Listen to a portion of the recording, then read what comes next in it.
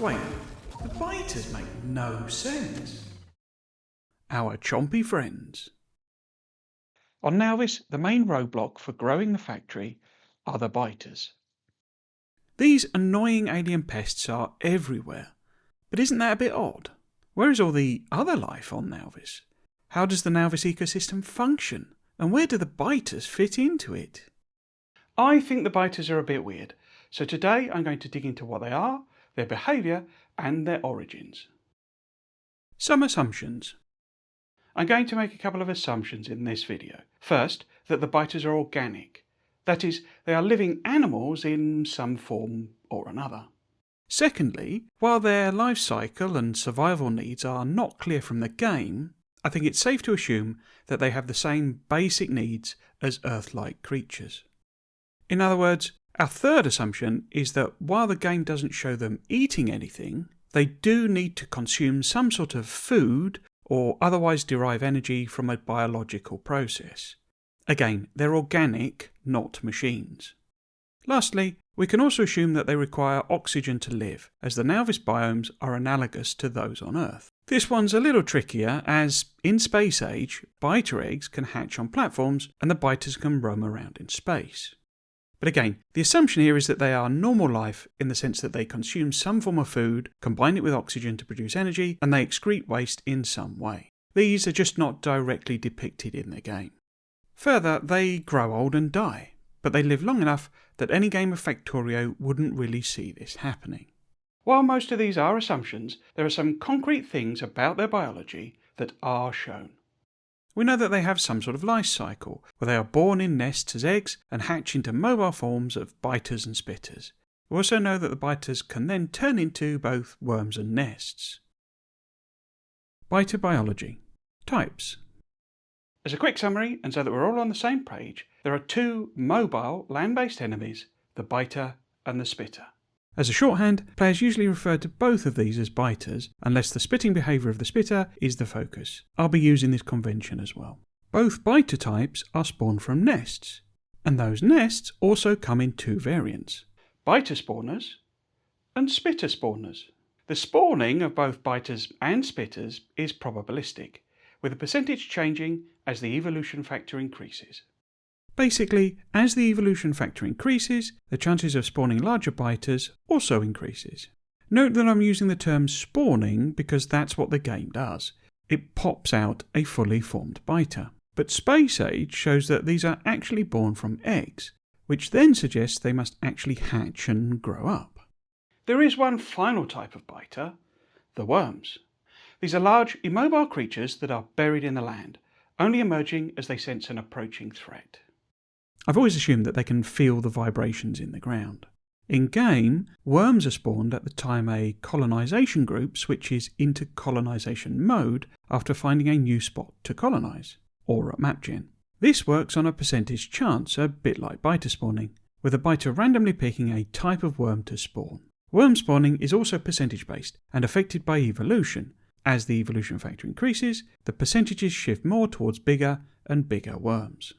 To be clear, worms are biters that have buried themselves in the ground, so the biters have the ability to change form. Size. Note that in my previous video on what the engineer is, link in the description, I indicated that I think the engineer is a lot bigger than a normal human. The biters then seem to range in size from about half of that of the engineer to multiple times bigger than the engineer. However, more importantly, the biters appear to be the only large animal on Nauvis. This is strange because if an ecosystem can support large animals, then you'd expect there to be more than one species. Size is a key mechanism for survival and competition. Bigger predators can take on bigger prey, and bigger prey animals are more difficult to kill. So, while some lions do take on elephants, they rely on pack behaviour, and they generally prefer smaller prey like antelopes. Similarly, wolves do take on prey bigger than themselves, but they pack hunt and seek out the weaker, younger, sick or elderly animals. On the flip side, rhinos, hippos, blue whales, I'm sure you can think of other animals that, when grown, don't tend to be part of a predator's lunch plan. Solitary predators tend to favour prey that's similarly sized or smaller than themselves, and they may rely on tactics like ambushing to give them an advantage. Think about trapdoor spiders, although I'm sure you'd rather not, great whites attacking seals from below, or crocodiles lurking in the shallows and leaping out to grab wildebeests. Surprise is a good weapon, but there's an interesting cost-benefit equation for most predators. They try to minimise both the effort, it's not worth trying to kill something if it takes more energy than you'd get, and the risk. No prey wants to be eaten, so it tends to fight back. And, in turn, they try to maximise the reward. They still need to eat after all. Cheetahs are a good example of this. They do utilise ambush tactics, but can end up in a high-speed chase with their usual prey, impalas. While cheetahs are the fastest land animal, impalas are pretty quick, and impalas have much more stamina. A cheetah has to catch the impala, but it has to do it quickly, as it will soon tire, and at that point it will have to give up. For cheetahs, every chase has a very high energy demand. Each failed attempt could be their last. Therefore, the energy cost of a chase is something the cheetah weighs up. Maybe not in an intellectual sense, but they will look for the weaker prey, the young, the old, the sick, and target them as it increases their chance of success. Impalas have evolved a kind of counter-strategy, where they leap about in a very athletic way. This demonstrates to any watching predator that they are fit and healthy, thereby reducing the chances of them being targeted. But of course there's a cost-benefit equation for them too. If they do all this leaping about, it costs them energy, as well as reducing their time available for grazing. But clearly doing it a bit increases their chances of survival, so it is worth doing. Evolution has optimised the behavioural balance. I've gone down a bit of a rabbit hole there, but I think you can see where I'm going. Biters have none of this. They're a large animal, but there are no other animals on Nauvis of a similar size. They don't need to be big. They don't need to fend off a predator, and they don't have any prey to catch. What makes this large size even more of a glaring oddity is that the biters resemble some sort of arthropod. Body form. Big insects. One of the most striking things about the biters is their hard exoskeleton, which resembles that of Earth's arthropods. If you're not familiar with this group, arthropods includes insects, spiders and crabs. It's basically any animal with a hard shell that both protects them and is used to support their body. They have an exo, meaning external, skeleton, instead of an endo, meaning internal, skeleton. However, there are a few characteristics of arthropods that are, I think, different from biters. Arthropods don't have blood. Instead, they have a similar fluid, hemolymph, that's part of an open circulatory system. In other words, they don't send blood around their bodies in veins like we do. There's a single, big fluid-filled chamber that touches all their organs and muscles to provide them with oxygen. Arthropods also tend to be relatively small. Some sea-based arthropods can get quite large. There are multiple meters long crabs, for example. But they have the advantage of additional support from the water, as well as gills that are much more efficient than lungs. And it's oxygen that acts as the main size limiter. With high oxygen concentrations, arthropods can grow larger. For example, there were some huge insects on the ancient Earth when oxygen was a larger percentage of the atmosphere. But the lack of a pumped circulatory system limits their size. If you can't reliably deliver oxygen far from the place where it's gathered, you can't get very big. However, we see from their corpses that biters do appear to have something more akin to our blood. Interestingly, it's purple, which suggests a different biochemistry to our iron-based hemoglobin. The point is, its quantity and the way it squirts all over the place from such a large creature tends to back up the idea that it's proper blood being carried along veins and arteries.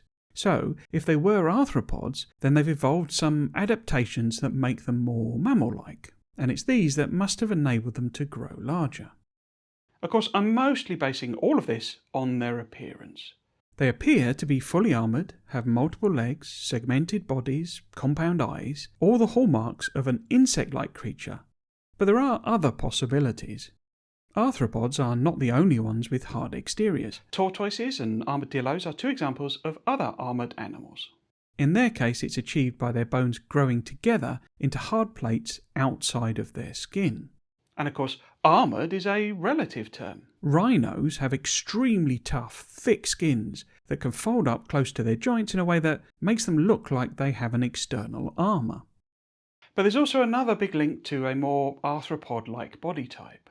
They have a multi-stage life cycle. There's a nest that produces eggs. Biters hatch from these eggs much like insects do on Earth.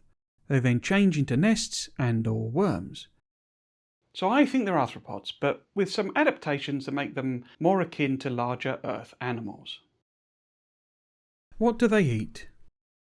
This is one of the trickiest things to explain. There are no other big animals on Nauvis except fish, and the biters are unable to swim. We also see that they have no problem surviving a very long distance away from the water. That means they don't appear to be pescatarians. I guess they could be predating the animals we hear in the forests, which will be added in version 2. From the sounds, these seem to include birds and maybe some dog-like animals as well. But the biters are big animals that will need a lot of sustenance to survive, and the fact that we can't see these forest animals suggests they're fairly small. Plus, we only hear them in the forest, and the biters have no problem surviving in the desert or open plains where there are few or no trees. In other words, I think we can discount the option of biters being carnivores. There simply isn't enough meat for that to be their sole sustenance. But then I don't think biters being herbivores works either. That is, the grass and trees could be a source of food, but again, they have no problem surviving in the deserts, where there is no grass and very few trees. I think the most likely traditional explanation is that they're omnivores. This means they eat whatever's available, be that fish, particularly dead fish that have washed up on the shore, nuts and berries from the trees and shrubs, maybe some grasses and insects. But I also think there's another possibility. They photosynthesize. In case you're not familiar with this term, it's how plants get energy. They use the energy of the sun to produce sugars from carbon dioxide and water. My idea is that the biters perhaps have some special organ or a layer in their skin that enables photosynthesis. This would then allow them to survive in any environment where there was sun and carbon dioxide. If we team this with an optional omnivorous diet as well, then all bases are covered. And this isn't without precedent on Earth.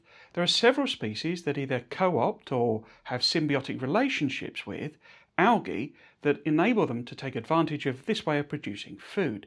It's quite common in corals, for example. And it could explain the nests and worms, which don't appear to be able to gather food directly. Of course, a bit like an ant colony, they could be being fed by the mobile biters. This could be why we have to feed bioflux to the nests. We may be mimicking how it works in the wild. But if they can also photosynthesize, it might help to explain how worms can still survive when you wipe out all the surrounding biters and nests. I know this all sounds needlessly complex, but I am building up to something, so please bear with me. Reproduction. In the game, biters are spawned from the nests. However, Space Age makes it clear that nests are actually producing eggs. We can therefore assume it's simply for gameplay reasons that we don't see the eggs hatch and the biters grow up. Why bother showing something that has no real impact on how the game plays? Similarly, the reproductive cycle for the biters has no real benefit to being shown. So it isn't. Now, these are alien creatures, so we can't be sure, but there are two basic ways animals on Earth reproduce: sexually and asexually.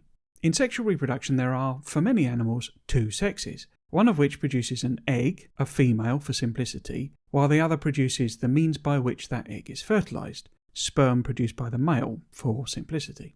Each parent therefore supplies a portion of genetic material leading to the mixing of DNA that results in the propagation of mutations and variations in that population.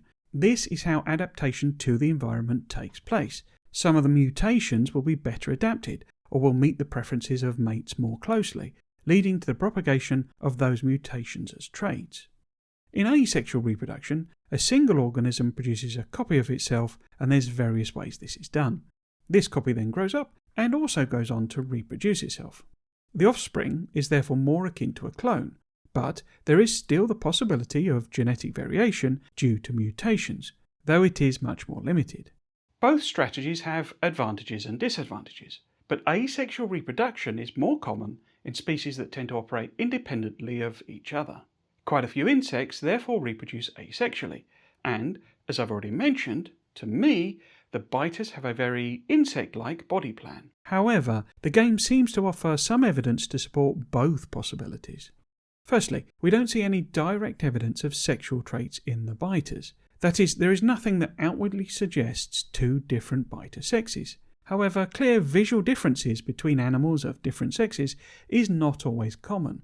Indeed, in some species, the changing of sex is actually relatively common. For example, famously the dad in Finding Nemo would actually have become the mum, because after the death of the female partner, the male partner in clownfish transitions to the female form. And biter genitalia could be internal or hidden away. There's a whole range of reproductive organ variation here on Earth, so expecting anything we'd recognise is perhaps unrealistic. What I'm saying is that multiple sexes could be present, we just can't tell. On the flip side, we see that biters are actually produced in nests via eggs. This fits well with the insect-like nature of the biters that I've been discussing. We could therefore be looking at a queen and worker model of society. In other words, those biters that form nests could become queens. They would then go on to produce biter workers as children via eggs.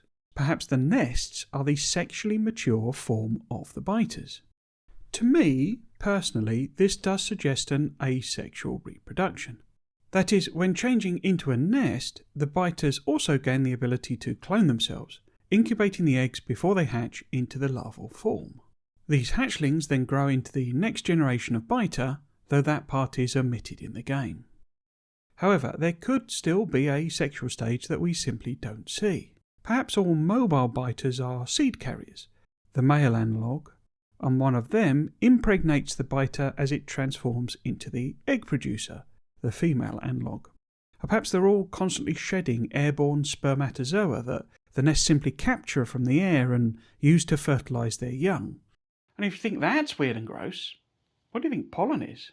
So yes, the reproductive cycle of biters is unclear and could be either sexual or asexual. However, I'm going to err on the side of asexuality. That is, they're all clones of each other, for reasons we'll get to later on. Biter behaviour. Okay, so we looked at some of the key biological characteristics of the biters, which was suitably icky and squishy. Now, let's explore their behaviour, starting with how we normally interact with them. Combat, biters and spitters. Biters are a purely melee-based enemy, running up to the player or a player structure and literally biting it. The engineer's naming system is not an imaginative one. They then simply try to munch on whatever they're attacking until it's destroyed. Spitters, as the name suggests, attack by spitting at the player.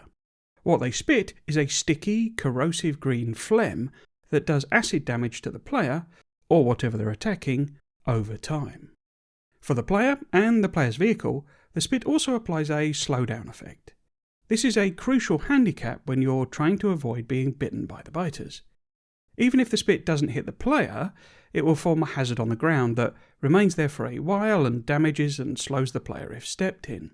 Both the slowdown and corrosion are cumulative, but they have a diminishing effect with each application. The effect then is one of combined arms. Spitters can apply both damage over time and a slowdown that makes you more vulnerable to being attacked by the biters. The attack pattern for both of these enemies is fairly simple. They have an aggro range where if the player, or something else they aggro on such as a tank, is within a certain distance, they will rush to attack.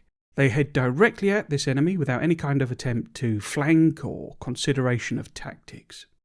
When responding to an attack from outside this range, such as from artillery, they will form a gang of a group of biters. This gang then proceeds to the approximate area where the attack came from and aggros on whatever they find there. A similar behaviour is actually also used when they're looking to colonise. They pick an area, head there, and if they find nothing there, then they start converting into nests and worms.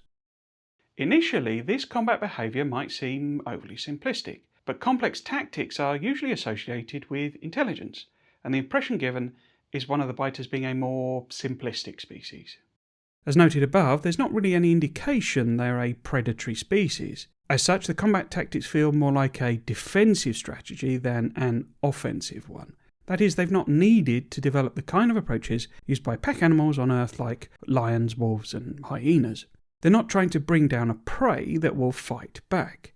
They're trying to kill off, or more likely scare away, a threat. This type of combat therefore makes sense, and I think it's also why we see the worms. Combat. Worms. The biters also have a fixed turret variant, worms, that are immobile. Their attack mode is exactly the same as spitters. They spit out a corrosive acid that does damage over time, applies slowdown on contact, and remains on the ground if it misses its target. There it can be stepped on or driven over, applying the same effect. The point of the worms is to defend the nests, to defend the colony. They're tougher, have a much longer range, and are grouped together to give a concentration of fire. As with all things biters, they're about a defensive approach to combat, not an offensive one. So if it's all about defence for the biters, why do they come and attack the sources of pollution? Expansion and the hive mind. The main thing we know about the biters' behaviour is that they are a spreading species. That is, they will send out groups of biters in response to certain specific conditions. Firstly, they spread to colonise. This is done with small groups of biters accumulating over time. Once the group reaches a certain size, they then seek out a new area to colonise. Some of the biters will then turn into worms and new nests occupying this territory. This is a slow process in game length terms, but relatively quick for such a large animal. Now there's a way of interpreting this that suggests that the biters are all part of a hive mind. In the game, it actually calculates where there are gaps that biters can set up nests, which is also generally where the player is. A way of interpreting this is that the biters know there are gaps because they're all psychically linked together and they can sense distances between each colony. That means they know there are gaps and where they can send new colonisation groups. However, I am in two minds as to whether this is really what's going on or not. A simpler explanation would be that, in universe, the biters become overpopulated and then some of them just wander off and find somewhere to colonise. It's only directed because the game has to do it somehow and it needs to be performant. However, I think this hive mind idea has much more support in the second key behaviour, which is their response to pollution. Pollution response. Pollution appears to aggravate the biters, causing them to send out parties to attack the source of the pollution. In game terms, this is represented as them absorbing the pollution and using it to spawn new biters. However, I take it to be more like a general response to the pollution, rather than a direct conversion of pollution into a biter. I don't think they eat the pollution as such, though more on that later. The key part here that suggests there is a hive mind is that they also respond to pollution by evolving. But it's a bit weird. They evolve planet-wide all at the same time and all at the same rate. This suggests they're connected somehow. But what makes it more weird is that they don't actually need to be triggered directly by the pollution to evolve. That is, the pollution doesn't need to hit the nests and be absorbed in order to cause the evolution factor to go up. So, all those biters somehow know that pollution is being generated somewhere on Nauvis, how much pollution there is, and then they collectively respond to that. Isn't that rather weird? To me, it suggests a kind of hive mind or collective consciousness, but also that the biters are somehow connected to every part of the planet without actually being there. There is a precedent for this on Earth in the interplay between trees and mycelium, which is known as the mycorrhizal network. In summary, trees and fungi form a mutually beneficial interconnected network under the ground. This has several uses, such as enabling resources to be shared and allowing communication about insect threats, for example. Interestingly, this network is a bit like the neural network in a brain. Nodes, neurons or trees, connected together by long fibres, axons or mycelia. We even see on the artwork that the nests have what look like tree roots going into the ground. Perhaps these extend into a web of interconnecting fibres that allow the biters to communicate long distance and act as a kind of hive mind. There are other alternatives, of course. They could use airborne pheromones or subsonic audio, but I quite like the link to the biter nest design, so let's go with that. Anyway, I think that this evolutionary pollution response is explainable. But before we get to explore that, I want to explore a bit of a conundrum that I think gives us some clues. The spitter conundrum. As we've discussed, we have three main aggressive forms of biter. The biters, which attack by biting, and the spitters that attack by spitting acid at the player. And the third form, the worms, also have a spit attack. But we can think of them as just big spitters, ones that grow large and immobile, losing their legs, trading these away for a more powerful spit attack. But here's the thing, all of the biters are immune to their own spit attack. So what's the point? We know that the only other big creature on Nauvis is the fish, and they don't seem to be leaping out of the water to grab the biters. They're not crocodiles. So the biters don't need to defend themselves against the fish. And we've already seen that they don't eat the fish. I guess the various different biter nests could be hostile to each other, but there's nothing to indicate this is the case. Even if they are, the biters are uniform. They're not using different types of spit, so we have to assume that they're all immune to the spit. A better way of putting that would be that they're immune, or at least highly resistant, to damage from whatever the type of acid is that they use. All biters are immune to all biter spit. Therefore, in this natural environment, both offensively and defensively, the spit is useless. So why spit? Well, it could be an evolutionary leftover. Perhaps they used to use it to defend themselves against whatever predators they had, but now those predators are gone. In other words, they used to need to spit, but now they don't. The engineer being a relatively new problem. There is a tendency in evolution for things that are no longer used to drop away, especially if they have a high cost to the animal. That is, if the organs that are needed for spitting are difficult to maintain, then they will be something the animal loses, becoming vestigial organs. Lots of creatures on Earth have vestigial organs, and parts that don't really have any use now but used to be important. Because they're no longer dependent on them, if the DNA mutates, it doesn't really matter, so the organ stops working over time. But this isn't a certain result. For example, it's theorised that the relatively high prevalence of extremely venomous creatures in Australia is because the ancestors that got trapped there when Australia split from the supercontinent Gondwana were venomous. And, for whatever reason, they have not lost that venom-producing capability, despite it being a relatively high-cost thing to maintain, and after not really being needed for their current niche. The problem is that the way things atrophy is basically the same as how they evolved, through the accumulation of genetic faults. Such faults would usually result in a creature that's less capable. Perhaps in the venom example, it mutates and the venom is less effective. The creature then can't kill its prey very well, and dies off before it can breed. This therefore acts to maintain the trait. If it becomes less important, you don't need super lethal venom because now you eat mice rather than rats, for example, then that fault doesn't matter and you can breed, spreading the fault. For our biters then, they could have evolved this acid attack that helped them survive. Now, their predators are gone, so they don't technically need it, but it simply hasn't atrophied yet.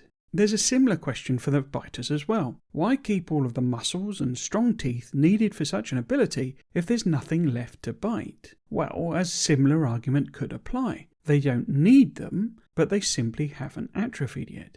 I think for the biters it's actually a stronger argument for why it's still there. As noted, if they have an omnivorous component to their diet, the teeth and muscles are still going to be used, so they're less likely to fade away.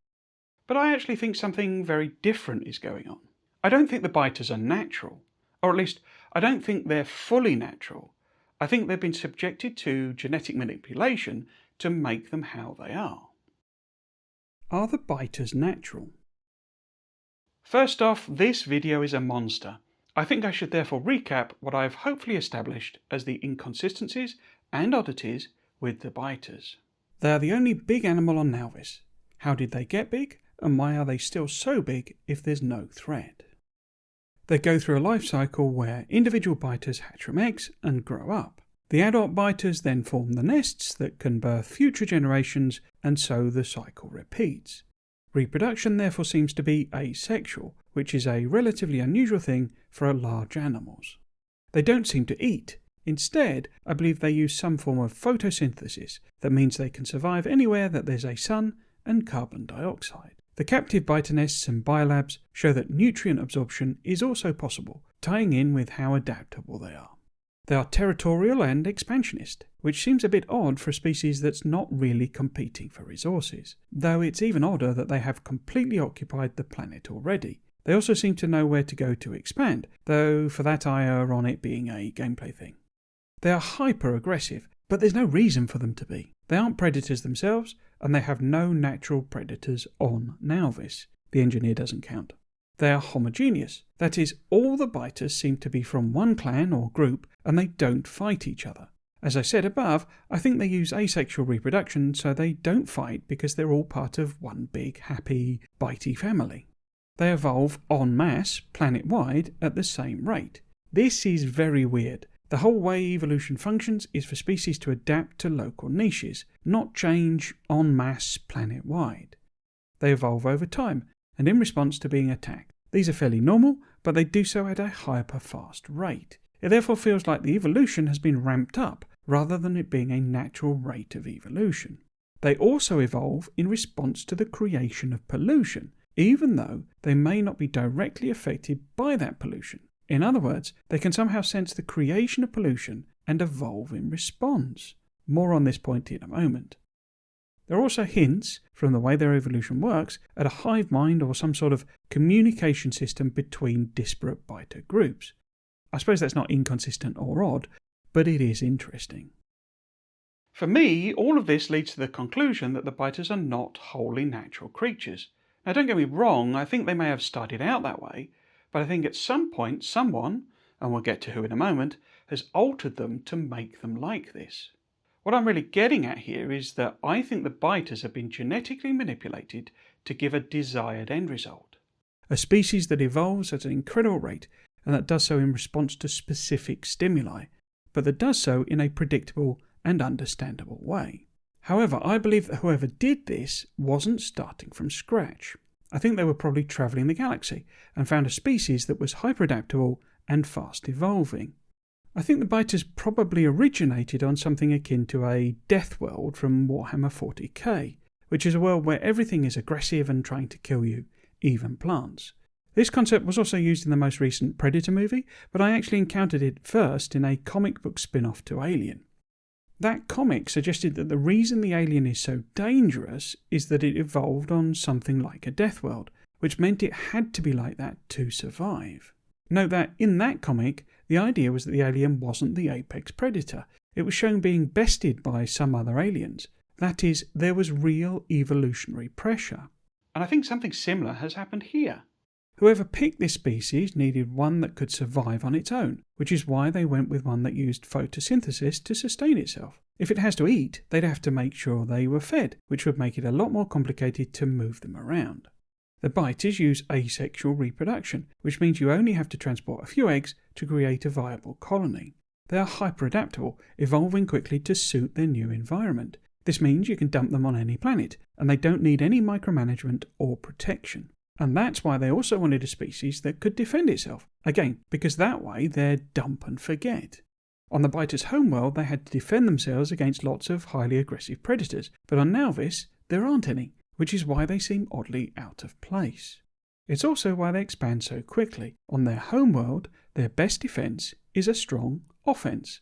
They spread themselves as far and as fast as they can, attacking anything that's in the way. There's also safety in numbers. If you do get attacked, there's more chance that some of you will survive. Being a hive mind species could also convey some strong advantages on a world like this. Any threat can be responded to quickly and in force. Or, if needs be, a more tactical overview means that some of you can escape if things look to be going badly. I believe those are all natural traits because of where they evolved, but maybe they were tweaked and enhanced to better match their designer's exact needs. In particular, I think the evolution was sped up and made to follow a clear and predictable path. Let's look at what evolution actually means for the biters. Evolution and evolution.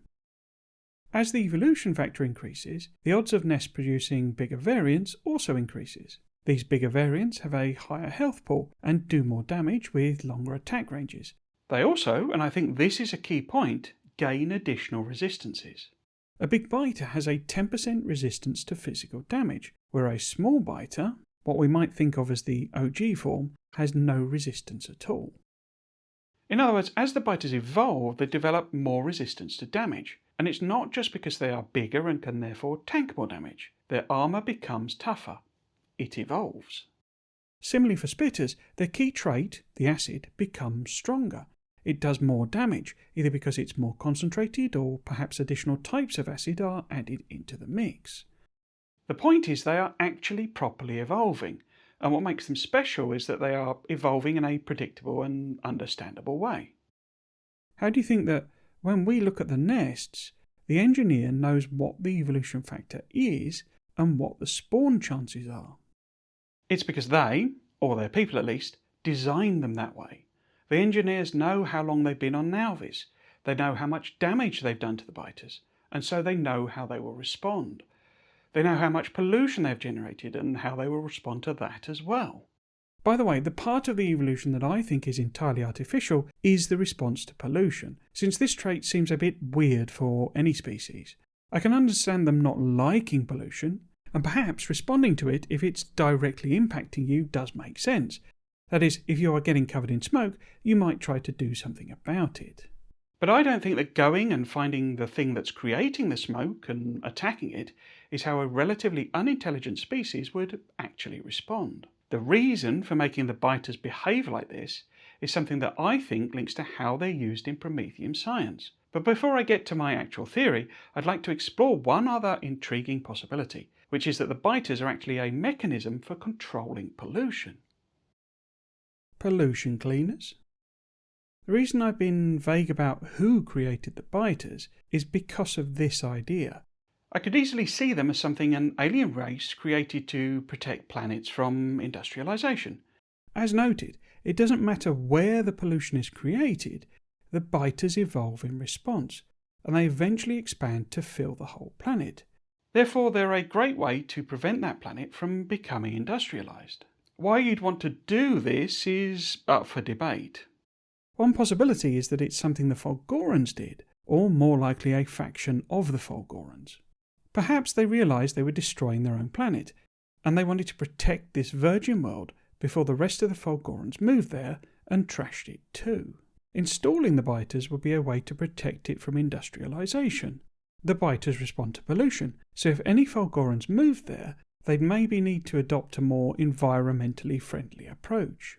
Or perhaps the biters were an experiment to try to clean up Fulgora. Maybe it was done in secret on Nauvis with the idea of releasing them on Fulgora later, once they were perfected. But it all went wrong, and the species that emerged was too aggressive and dangerous, killing the researchers and taking over the planet, Jurassic Park style.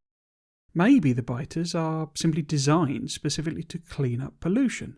They eat it, turning it into more of themselves. They're a kind of aggressive clean-up system, and it could still be the engineers doing it. Who knows, perhaps they were heading to Fulgora to drop off the biter nests and crashed on Nauvis instead. The engineer doesn't seem to need to drink, but does seem to need to eat to some degree, so maybe the idea is that the biters use pollution to create a more hospitable biosphere.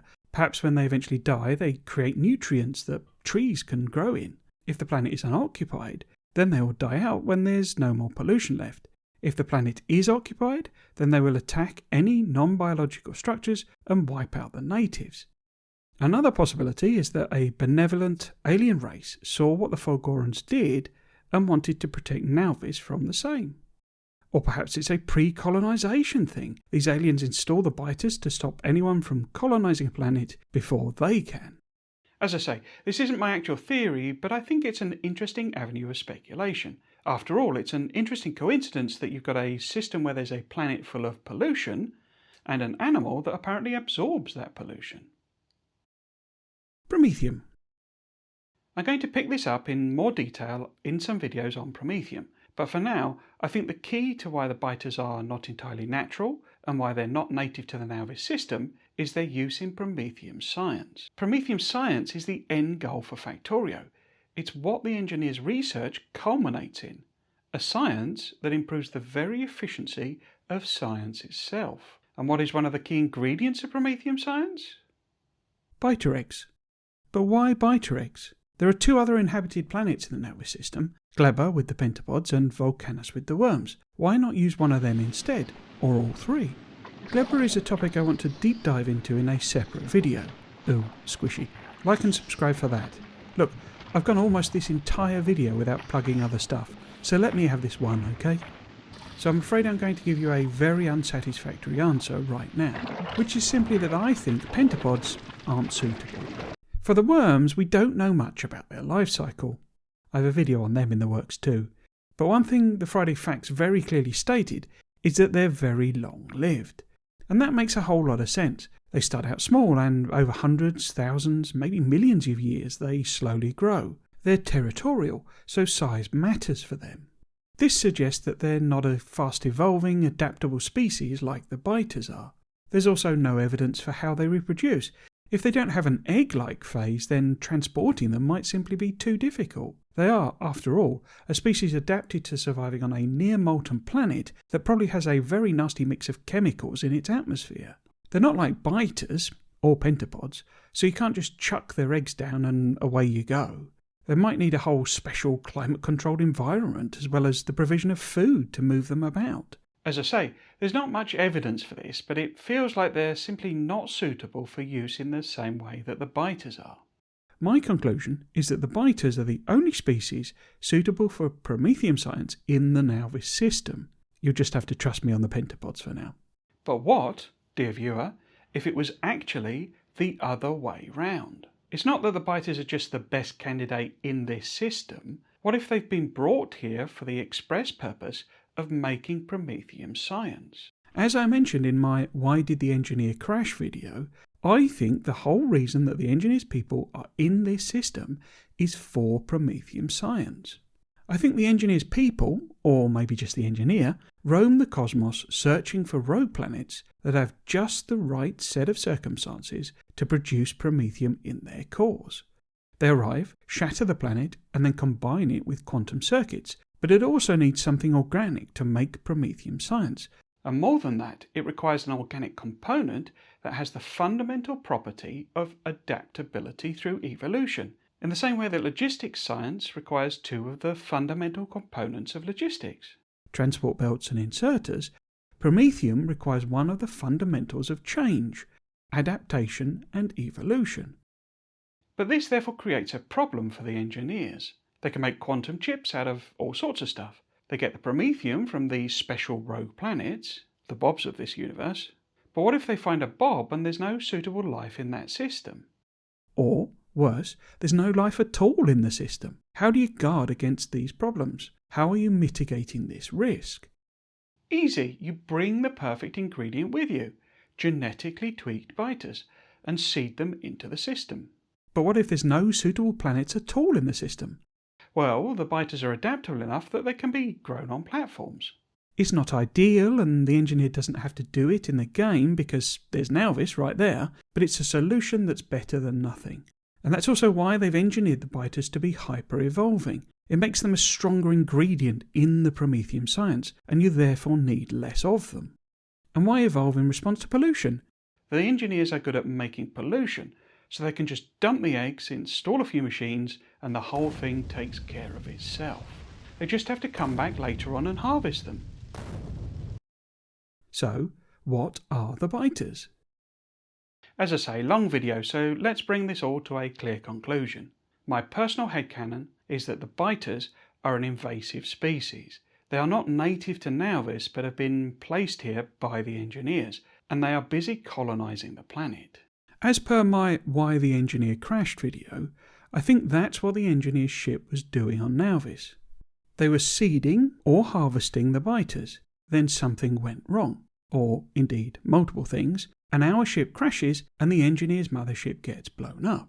The reason the engineers were doing this was because they needed the biter eggs to do the Promethium science.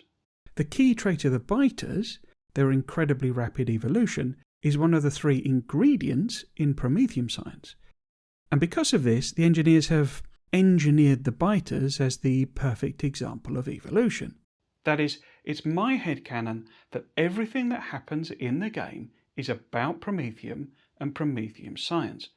So that's what we're going to look at in later videos. So what do you think?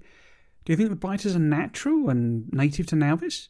Or do you think they're a species the engineer has created so they can do this Promethium? Or maybe you think somebody else created them for some other reason? I really enjoyed writing this one, but it turned into a massive undertaking. I'm kind of guessing most of you haven't made it this far, but it would be useful to know if you think it's too long. Is there too much in this video? Anyway, if you want to know why I think the engineer crashed in more detail, then this video, linked on screen right now, talks all about that. One of the issues these videos have is that they're kind of building on each other. So if you just watch one, then you kind of miss some of the context, which is why you kind of then have to watch a whole video to explain half of this video.